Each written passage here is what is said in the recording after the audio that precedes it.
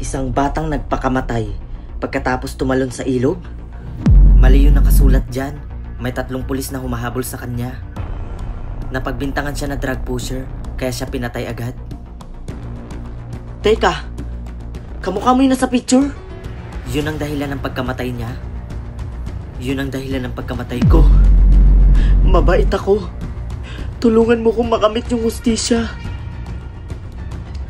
Tigilan mo nga ako. Di ba attorney ka naman? Tulungan mo ko. Madami akong inaasikaso. Tulungan mo na ako. Sige na, parang awa mo na. Pauwi na ako. Then nararamdaman kong may 3 pulis na sumusunod sa akin. Tinakpan nila yung bibig ko. Tapos, dinala nila ako sa ilog. Sa ilalim ng tulay.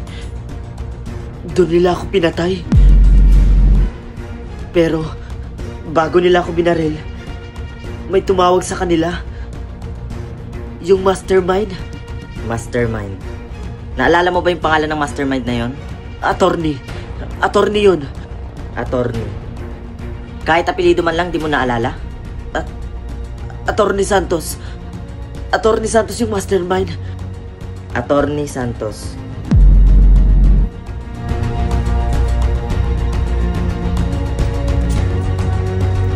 Teka, sandali, saan ka pupunta? Yung hustisya ko hindi pa natin nakukuha. Bukas na bukas, makakamit mo na yung hustisya mo.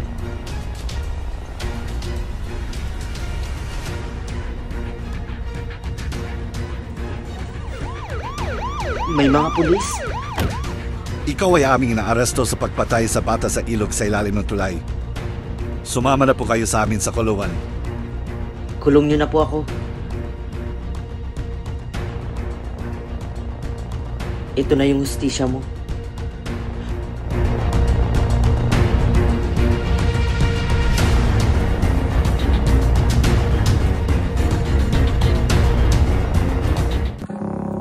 So ayun guys, nandito po kami ngayon sa Mondragon, Northern Samar dahil sa naubusan po kami ng gasolina. So yun, nandito kami ngayon.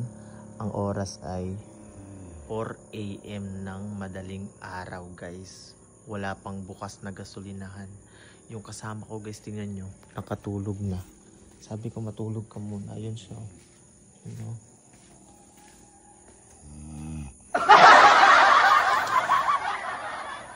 Bakit ang kita nyo? Nakatulog siya. Ako na lang nagbabantay muna sa mundo dahil sa wala kaming bilhan ng gasolina. Dito na lang kami, stay muna kami dito. Ay nako, gala-gala kasi.